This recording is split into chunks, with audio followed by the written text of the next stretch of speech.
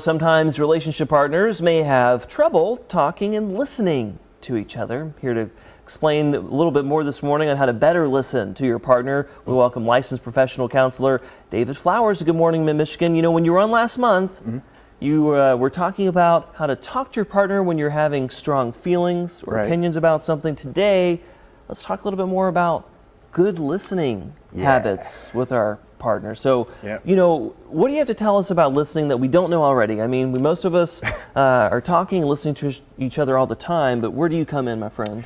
Well, with relationships, really, those kinds of conversations, sometimes they're just about information. What time is it? It's 3 o'clock. Sure. It's fine, right? Informational. But a lot of the time when couples are talking to each other, what they're really looking for is a sense of my partner is listening to where I'm coming from. They're understanding and validating, even if they don't agree. In other words, they're not saying, what? It's ridiculous. It doesn't make any sense that you think that. They're going, oh, okay, well, I feel differently, but it's not crazy that you feel the way you feel. Okay, so different types of listening then? Totally different type of listening. Yeah, so are you suggesting that responding doesn't always matter? Doesn't listening to your partner get to, you know, they add their own perspectives to the conversation, their feelings into the conversation? Kind of expand on that. Right. Well, again, responding is awesome depending on what your partner's asking, right? If your partner's asking you what time it is or can you pick up one of the kids or something, you know, give them the time or a yes or no answer is perfectly fine. But when your partner's saying something like, yeah, you know, we went to that party last night and that thing that you said was kind of embarrassing for me, that's not the time to have an informational conversation about whether or not that was actually an embarrassing comment.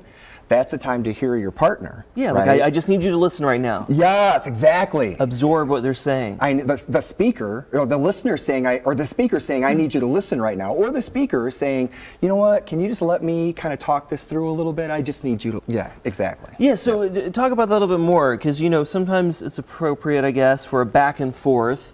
But what is the importance sometimes of just being heard or someone listening to what you're saying? Because we've all been in situations if someone is not listening to you, it can be frustrating. Oh, right? Absolutely. Yeah. And that's the circle that happens. You notice, like when couples have arguments, it literally escalates in volume. Right. One gets louder, then the other gets louder, and the other gets louder. And that's actually happening because neither person is feeling heard. And when we say feeling heard, we don't mean knowing that the other person is hearing the words that are going in their ears. Right? Validation. Right. We mean what we're not looking to win arguments. People think they want to win, right? So they kind of keep going at it and making points. Sure. Sometimes couples can be competitive. Yeah, absolutely. But people aren't really looking to win. People are really just looking for a sense of, oh, okay, I guess I hadn't really thought of it like that. So what advice do you give sometimes? I mean, is it best sometimes just to be quiet in a moment and let your partner have their say? Yeah, I think you captured it really well a minute ago, right? If for the speaker to be able to say, you know, I really just need you to listen right now. I need to feel understood. I need you to take a second and hear me out. Or for the listener to say, what is it you're looking for right now? Do you want to brainstorm this? Are you looking for ideas and input? Or do you just need me to listen? Yeah, is it ever okay for the listening partner just to say, this is what I think or how I feel about what you said? You got to feel that one out, maybe? Yeah, again, that depends on the kind of conversation it is. What I always talk about is not having one conversation at a time, but having one half of one conversation at a time. When one partner is saying, here's my perspective, here's where I'm coming from, here's what I think, until the other person feels heard out and understood, it remains, the spotlight has to remain on that person. And talk about, too, I guess, maybe the importance of gathering your own thoughts, because maybe sometimes what the other person says may be surprising. But do you think you recommend hearing them out and maybe saying, okay, let me absorb this and we can talk more about it later? Oh, that's perfect. Actually, yeah. You know what? Oh, yeah, that's actually perfect. Like, let's go into practice together.